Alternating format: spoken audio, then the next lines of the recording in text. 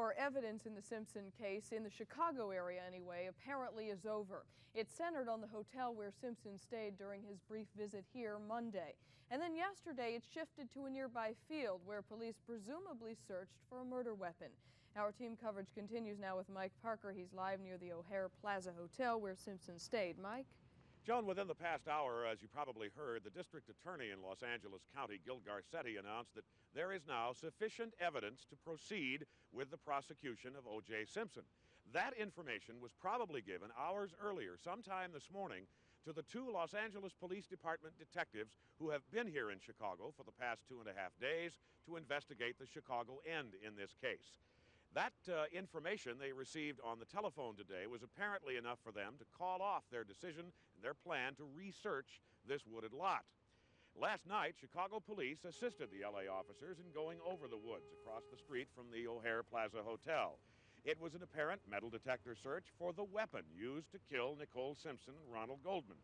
As of this morning, there was a plan to bring police dogs into the area, but we're told the plan was called off after the two LAPD detectives talked to their bosses on the West Coast and learned that the murder charges were about to be filed, that the web of evidence against O.J. Simpson was tight enough to arrest him. Now, the two LA officers, we are told, got on a plane this afternoon at O'Hare and have now returned to the West Coast. While they were here, those two LA officers worked closely with several Chicago detectives.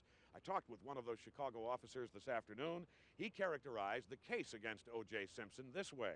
"They've got the guy tight," he said. "I wish I could have that case." We're live on the Northwest Side, near O'Hare. I'm Mike Parker, Channel 2 News. Joan, Larry, back to you. All right, thank you, Mike. Police may not know where O.J. Simpson is and what he's doing right now, but they know exactly where he was and what he was doing Monday morning. As Mike Parker just said, he was in Chicago, and Chicago police have a minute-by-minute report of his activities. American Airlines Flight 390 leaves LAX every night at 1 minute before midnight. It's the last flight out to Chicago. On Sunday night, O.J. Simpson was taking off in the red-eye in first class. 20 minutes later, his ex-wife and a friend were found dead outside her home in the Brentwood section of Los Angeles. According to prosecutors in Los Angeles, an airline attendant will testify that O.J. Simpson kept his hand in a duffel bag for the entire flight as if he was concealing something. Flight 390 had a good tailwind and arrived 15 minutes early at 5:30 Monday morning. A Hertz representative was waiting for O.J. at the gate. O.J. never really has to run through airports. As the celebrity spokesperson for the car company, executives and luxury cars are waiting for him. At 5:45, O.J. just had to pick up his golf bag and a suitcase at baggage claim. The Hertz car was running out front for him. He was to play in a company-sponsored golf tournament in Northbrook later that morning. When he left O'Hare, a friend that he had been on the flight with shook his hands and reports to us that he was in good spirits. At 6:15 Monday morning, Simpson checked into the O'Hare Plaza Hotel. He was given the keys to room 915. At 6:45, a man pumping gas at a self-serve Amoco station across the street from the hotel claims he saw someone who looked like O.J. Simpson digging in a nearby wooded field. Police have searched the area with metal detectors but have come up empty.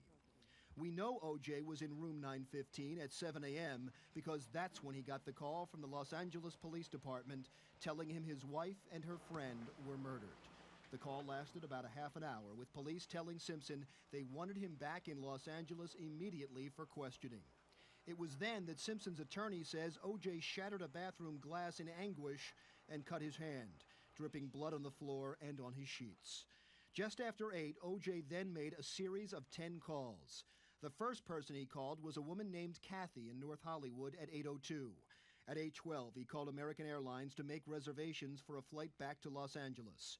At 8:14, he called United Airlines to check on their flights. At 8:18, O.J. called Kathy in North Hollywood again, presumably to tell her what flight he was coming in on. At 8:19, he called Hertz offices in Chicago, presumably to say he wouldn't be playing in the golf tournament.